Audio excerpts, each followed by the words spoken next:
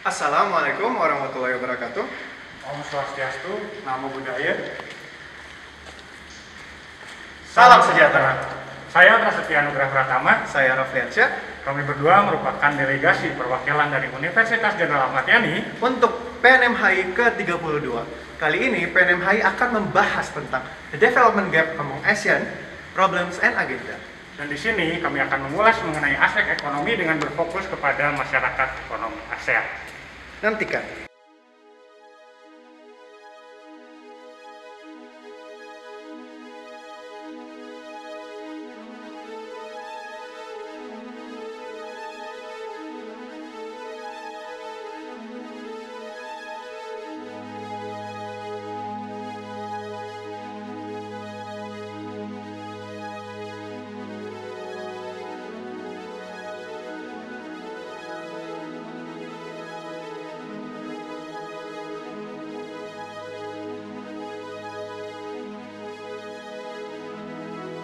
53 tahun lalu, negara-negara di wilayah Asia Tenggara membentuk yang dinamakan dengan ASEAN atau Association of Southeast Asian Nations.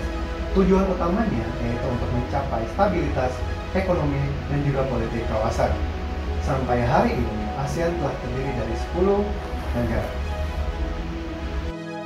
Sejak tahun 2015, ASEAN telah membentuk suatu program yakni Masyarakat Ekonomi ASEAN atau MEA. Program ini dicanangkan dengan mengedepankan 4 pilar utama, yakni pertama, pasar tunggal dan basis produksi. Yang kedua, kawasan dengan daya saing tinggi. Yang ketiga, kawasan dengan pembangunan yang merata. Dan terakhir, keempat, adalah kawasan yang terintegrasi dengan perekonomian global. Akan tetapi, kondisi kesenjangan dalam pembangunan di antara negara-negara anggota ASEAN masih terlihat walaupun sudah melalui program MEA. Oleh karena itu, kami mengambil pertanyaan penelitian, mengapa proses integrasi ekonomi kawasan melalui program MEA belum mampu mewujudkan pemerataan ekonomi di negara-negara anggota ASEAN. Kompleksitas dari permasalahan hubungan internasional di kawasan Asia Tenggara yang akan kami jadikan objek penelitian membuat kerangka konseptual menjadi salah satu aspek yang sangat vital untuk diterapkan dalam penelitian ini. Kerangka konseptual akan menjadi dasar dari pemikiran-pemikiran dan analisis kami terhadap permasalahan yang diangkat agar menjadikan jawaban dari penelitian ini sebagai sesuatu yang bersifat valid secara akademis dan menjadikan pandangan baru dalam hubungan internasional. Terdapat 3 kerangka konseptual yang kami gunakan dalam penelitian ini, yaitu teori pertama yang akan kami terapkan di dalam penelitian ini adalah teori di Inggris. Teori yang lahir dari pemikir besar dari Inggris ini merupakan suatu teori yang memiliki argumentasi utama bahwa sistem politik internasional harus dilakukan dengan cara yang lebih sopan dan teratur, dengan salah satunya mengatur adanya interaksi antara agen dan struktur yang membagi moralitas dan kekuasaan secara proporsional melalui pembentukan suatu komunitas internasional. Teori ini akan menjadi pisau analisis yang tepat dalam mengulas permasalahan yang diangkat dalam penelitian ini, karena pada dasarnya ASEAN adalah gambaran nyata dari international society atau sekelompok negara yang memiliki pandangan yang sama bahwa hubungan antara mereka terikat dan diatur oleh seperangkat aturan umum dan bekerja sama dalam mencapai kepentingan yang sama tersebut. karena penelitian ini berada dalam cakupan regional, maka tim peneliti memilih konsep regionalisme baru sebagai konsep yang akan mendukung proses analisis yang dilakukan. Konsep regionalisme baru muncul beriringan dengan peningkatan signifikan dalam integrasi ekonomi secara global. Lebih lanjut, konsep ini terbilang berhasil membantu negara-negara menegaskan kembali kendali dalam hubungan internasional. Hal ini dicapai melalui penyisipan yang terkontrol dan hati-hati di pasar internasional. Selanjutnya, melalui beberapa jenis aliansi regional, mereka memberikan jaminan sosial yang jelas untuk memastikan bahwa pemerintah dari tiap-tiap negara dapat mempertahankan kendali atas masalah yang paling mempengaruhi warganya, sehingga memberikan kemungkinan bagi negara yang lebih kecil untuk memproyeksikan kepentingan bersama secara lebih efektif. Berbicara regionalisme tentu tidak akan lengkap tanpa adanya integrasi. Oleh karena itu, konsep terakhir yang akan kami terapkan dalam penelitian ini adalah konsep integrasi.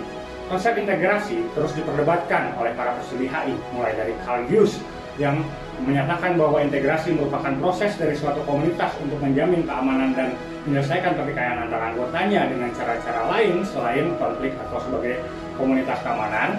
Kemudian Joseph Nye Jr. yang memecah integrasi menjadi 3 dimensi, yakni ekonomi, sosial, dan politik, hingga Walter S. Jones yang menjelaskan bahwa integrasi merupakan proses pembentukan dengan sengaja suatu bentuk kesatuan oleh para anggota komunitas demi mencapai tujuan yang disadari. Salah satunya memaksimalisasi potensi ekonomi regional.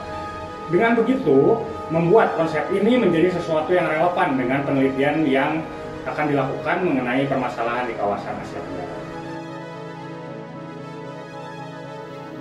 Pembahasan ini akan dimulai dengan membahas prospek MEA. Sebelum itu, mari kita cermati data berikut.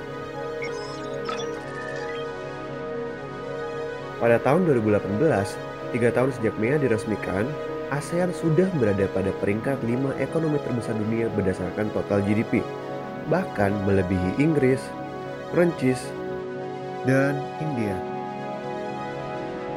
Selama periode 2000 sampai 2018, perekonomian ASEAN tumbuh rata-rata stabil dengan pertumbuhan tahunan 5,3%. Bahkan, beberapa negara anggota yang sebelumnya memiliki pertumbuhan ekonomi yang rendah mengalami peningkatan signifikan seperti Myanmar, Kamboja, dan Laos yang mencatat pertumbuhan PDB tertinggi dengan pertumbuhan tahunan rata-rata masing-masing 9,8%, 7,7%, dan 7,1%. Namun demikian, tetap peningkatan yang dilakukan di negara-negara ini belum mampu mendekati pertumbuhan ekonomi negara anggota lainnya. Dan di sini kami akan mengulas aspek ekonomi dengan berfokus kepada masyarakat ekonomi ASEAN. Pada 2015 saja, scorecard menunjukkan bahwa tingkat implementasi keseluruhan oleh 10 negara anggota ASEAN berada pada angka 92,7% atau telah memenuhi 469 dari 506 ukuran yang telah ditetapkan di MEA. 2 tahun kemudian, tepatnya pada tahun 2017, tercatat 72 dari 118 atau sekitar 61% dari prioritas MEA telah berhasil diimplementasikan. Dengan adanya angka positif tersebut, maka percepatan implementasi lanjutan MEA merupakan langkah yang tepat untuk dilakukan oleh ASEAN dan negara-negara anggotanya. Data-data tersebut menunjukkan pengaruh positif dari implementasi MEA, namun hanya merepresentasikan capaian dari ASEAN sebagai satu kesatuan dan belum menunjukkan capaian signifikan dari setiap negara anggota. Dalam implementasi MEA, negara-negara anggota ASEAN masih memiliki gap pembangunan ekonomi yang cukup jauh antar negara anggota. Hal inilah yang menjadi titik dasar ketidakseimbangan dalam upaya masing-masing negara anggota mencapai kepentingan mereka. Karena pada dasarnya, setiap anggota tidak memasuki pasar terbuka yang tercipta pasca penerapan MEA secara proporsional. Berdasarkan grafik yang ditampilkan, dapat kita lihat bahwa grafik ini menunjukkan dengan jelas gap PDB real antara negara ASEAN 6 atau Indonesia, Malaysia, Singapura, Thailand, Filipina, dan Brunei dibandingkan dengan CLMV atau Kamboja, Laos, Myanmar, dan Vietnam.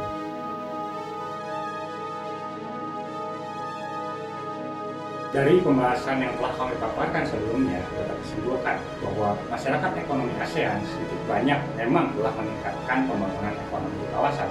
Namun, MEA belum mampu menjadi solusi dari permasalahan besar yang sedang dihadapi oleh ASEAN, yakni mengenai pembangunan negara-negara di kawasan yang terus saja hingga saat ini masih mengalami kesenjangan yang terbilang sangat mencolok.